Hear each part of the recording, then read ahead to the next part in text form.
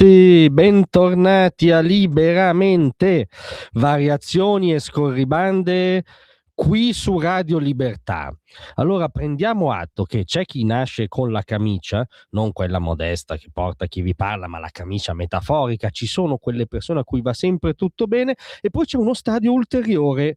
Lo stadio ulteriore è essere amici o soci o ex soci dell'ex presidente del Consiglio Giuseppe Conte. È una, come dire, osservazione fattuale che si riferisce a una notizia anch'essa fattuale che trovate oggi sui giornali, diciamo su quelli di centrodestra, perché i giornali del mainstream, che come dire sono ancora afflitti dalla nostalgia per il governo giallorosso, non la riportano più di tanto, alcuni proprio non la riportano. In ogni caso è una notizia invece importante perché sono in ballo anzitutto soldi dei contribuenti e non pochissimi, avvenuta ieri durante la seduta della Commissione parlamentare sull'emergenza Covid, la commissione che va a scandagliare, analizzare, capire come fu gestita l'emergenza Covid, appunto anzitutto dal governo giallorosso.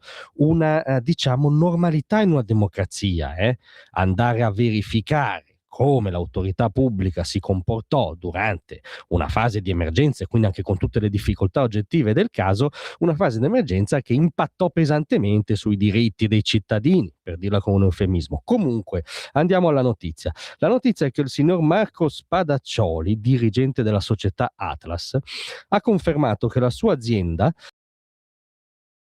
fase della pandemia, aveva sottoscritto con la praticante di Luca Di Donna, ex socio di Conte nello studio legale Alpa, che fu di Guido Alpa, un diciamo noto principe del foro, un contratto per la fornitura al governo giallorosso di tamponi, in quel momento fondamentali, ricercatissimi, che prevedeva una percentuale del 10% ai legali sulle commesse del governo. Insomma, complimenti, perché sicuramente hanno, per dirla alla Trump, conoscevano l'arte del deal, perché una buona percentuale, il 10%. In più il suddetto manager ha riferito ai parlamentari della commissione che questa società ha pagato agli avvocati appunto in questione dello studio Alpa 435.000 euro solo per, virgolette, l'attività di controllo dei documenti e per la lettera di sollecito scritta quando Atlas non stava ricevendo il saldo per la fornitura, cioè 435.000 euro per un controllo di documenti e una lettera di sollecito. Accidenti, ma questi sono dei geni, ragazzi, cioè veramente mi devo inchinare di fronte alla capacità negoziale, commerciale di questi signori, perché insomma, come ha detto, devo dire con una battuta efficace, Galeazzo Bignami di Fratelli d'Italia, i legali sono stati pagati 30.000 euro al giorno, neanche fossero Cristiano Ronaldo. Effettivamente, come dire, pare una cifra lievemente fuori mercato. Ovviamente bisogna ricordare che sulla vicenda la Procura di Roma ha aperto un'inchiesta a carico di Donna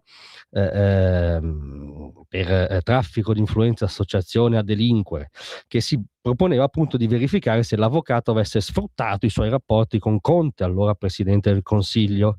Questa indagine non è mai sfociata in un processo e l'anno scorso è stata depositata una richiesta di archiviazione. Questo è il piano legale giudiziario che va totalmente ricordato, anzitutto per dei garantisti come noi.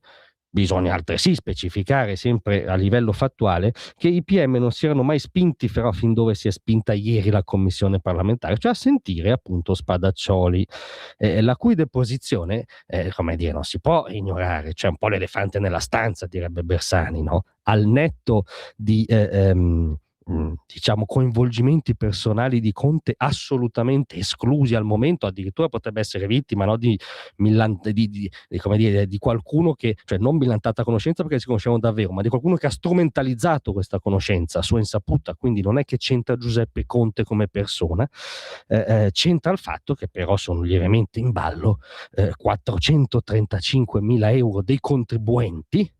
Non esistono soldi pubblici, esistono solo soldi dei contribuenti. Dovremmo metterlo qua dietro l'aforisma della Thatcher, vicino al logo di Radio Libertà. A quanto emerso in commissione, io riferisco dati per controllare dei documenti e scrivere una lettera di sollecito. Definire tutto questo normale è un esercizio, diciamo, di alta sofistica che non me la sento di perseguire. Grazie a tutti, vi aspetto stasera alle 18.